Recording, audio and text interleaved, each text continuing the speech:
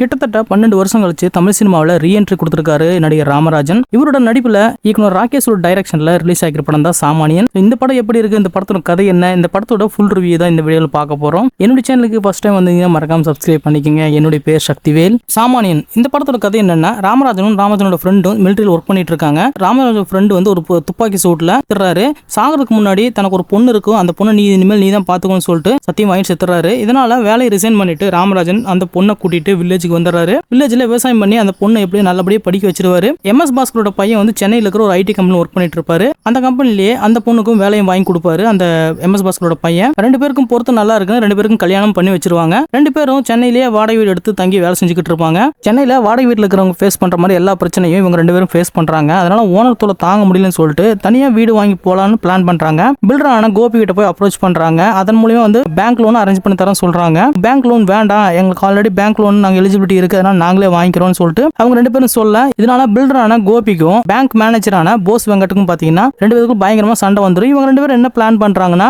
அந்த அவங்களுக்கு ஏற்கனவே கொடுக்க இருந்த அந்த லோனை வந்து கேன்சல் பண்ணிட்டு பில்டர் மூலியமா வந்தா மட்டும் தான் நாங்க பேங்க் லோன் கொடுப்போம் அப்படின்னு சொல்லிட்டு அவங்கள பில்டரான கோபி மூலியமா வந்து பேங்க் லோன் வாங்க வைக்கிறாங்க. பேங்க்ல லோன் வாங்கினதுக்கு அப்புறமா அவங்களால EMI கட்ட முடியாம, பேங்க் லோனையும் கட்ட முடியாம ரொம்பவே கஷ்டப்படுறாங்க. ஒரு லிமிட்டுக்கு மேல அவங்களால இதை வந்து தாங்கிக்க முடியாதனால 2 பேருமே வந்து பிறந்த குழந்தையோட பேங்க்ல போயிட்டு பாய்சன் குடிச்சிட்டு செத்துறாங்க. இந்த விஷயம் தெரிஞ்ச ராமராஜனும் MS பாஸ்கரும் ராதாரவியும் 3 பேரும் சேர்ந்து பேங்கை ஹைஜாக் பண்றாங்க. ஹைஜாக் பண்ணிட்டு 3 டிமாண்ட் வைக்கிறாங்க. அந்த 3 டிமாண்டும் பாத்தீங்கன்னா கவர்மெண்ட் நிறைவேற்றி கொடுத்துச்சா இல்லையா, தான் பொண்ணை கொன்னா அந்த பில்டர் கோபியை என்ன பண்ணாங்க அப்படிங்கறதா இந்த படத்தோட மீதி கதை. இந்த சாமானியன் படத்தோட கதை வந்து ரொம்ப சிம்பிளான ஒரு கதை தான். ஹீரோ ராமராஜனோட பொண்ணு வந்து ஹவுசிங் லோன் வாங்குறாங்க. அதை கட்ட முடியாம கடைசியில செத்து போயிடுறாங்க. தன்னுடைய பொண்ணு செத்ததுக்கு காரணமானவங்கள ராமராஜன் பழி வாங்குறாரு. இதுதான் இந்த படத்தோட மெயினான ஒரு கான்செப்ட். சோ இது வந்து ரொம்ப கன்ஃபியூஸ் பண்ற மாதிரி ஒரு ஸ்டோரி லைன் கிடையாது. ரொம்ப ஈஸியா தான் இருக்கு. ஒரு பட்ஜெட் ஃப்ரெண்ட்லி மூவின்னு சொல்லலாம். கிட்டத்தட்ட ஒரு 12 வருஷம் கழிச்சு ராமராஜன் கம்பேக் கொடுத்திருக்காரு.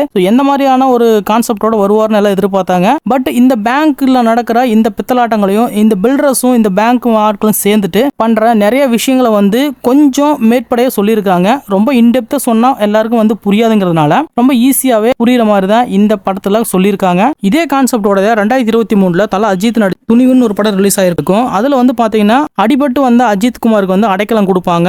அவங்களுடைய பையன் வந்து பேங்க்ல ஒரு டார்கெட்டை வந்து அச்சீவ் பண்ண முடியாம, பணம் கட்டினவங்களோட திருப்பி கொடுக்க முடியாம சூசைட் பண்ணி செத்துருவாரு. அதுக்காக வந்து அஜித் குமார் என்ன பண்ணுவாருன்னா, பேங்கை ஹைஜாக் பண்ணி அதன் மூலியமா வந்து எல்லாருக்கும் கொடுக்க வேண்டிய பணத்தை திருப்பி கொடுக்க ட்ரை பண்ணுவாங்க.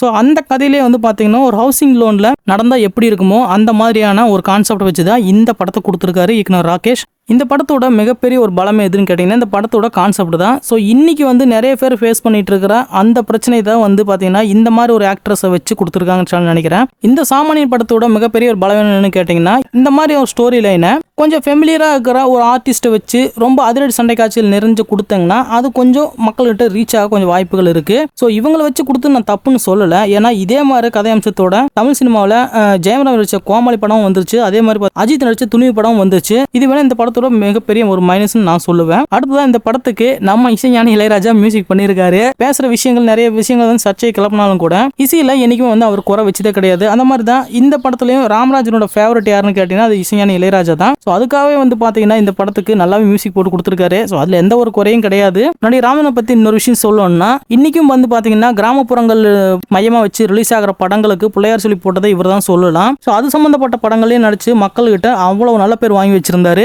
பர்சனல் லைஃப்ல நடந்த நிறைய பிரச்சனைகள் வந்து இவர் திரையுலக விட்டு தள்ளி இருக்கிறதுக்கு இன்னொரு முக்கியமான ஒரு காரணமா இருந்துச்சு. படங்கள்ல கான்சென்ட்ரேட் பண்ணி நடிச்சிட்டு இருந்திருந்தாருன்னா இன்னைக்கு வந்து உண்மையிலேயே மிகப்பெரிய ஒரு ஆக்டரா இருந்திருப்பாரு. இப்பவும் ஒண்ணு கெட்டு போல, அவர் எப்பவுமே பாத்தீங்கன்னா மக்கள் நாயகம் தான். இந்த படத்தை பத்தி இன்னொரு விஷயம் சொல்லணும்னா, ராமராஜன் மிலிட்டரியில் இருந்ததுனால கவர்மெண்ட் அவருக்கு லேண்ட் கொடுத்துருக்கும். அந்த லேண்ட்லயே பாத்தீங்கன்னா ஒரு நல்ல பெரிய வீடை கட்டி தன்னுடைய பொண்ணையும் மாப்பிளையும் வந்து குடி வச்சிருந்துக்கலாம். அப்படியே அவங்களுக்கும் விவசாயத்துக்கு கத்து கொடுத்துருந்துக்கலாம். அதை விட்டுட்டு அவங்க ஆசைப்படுறாங்கிறதுக்காக சென்னையில் வீடு வாங்க நினைச்சு இந்த மாதிரி ஒரு விஷயத்த பண்ணது வந்து உண்மையிலேயே கொஞ்சம் ஏத்துக்க முடியாத ஒரு விஷயமா தான் இருக்கு. மொத்தத்துல இந்த சாமானியன் படத்தை பத்தி சொல்லணும்னா, நான் ஒரு 80s கிட்ஸ், நான் ஒரு 90s கிட்ஸ் அப்படின்னு சொன்னீங்கன்னா, எனக்கு ராமராஜன் ரொம்ப பிடிக்கும் அப்படின்னு சொல்லி சொன்னீங்கன்னா கண்டிப்பா நீங்க போய் இந்த படத்தை அவருக்காக பார்க்கலாம். மற்றபடி நீங்க பெரிய லெவல்ல எதுவும் எதிர்பார்த்து போக முடியாது. இந்த வீடியோ பிடிச்சிருந்தா மறக்காம லைக் பண்ணுங்க, கமெண்ட் பண்ணுங்க, ஷேர் பண்ணுங்க. மறக்காம என்னோட சேனலை சப்ஸ்கிரைப் பண்ணிக்கங்க. அடுத்த ஒரு நல்ல வீடியோவில் உங்களை நான் மீட் பண்றேன். தேங்க்யூ.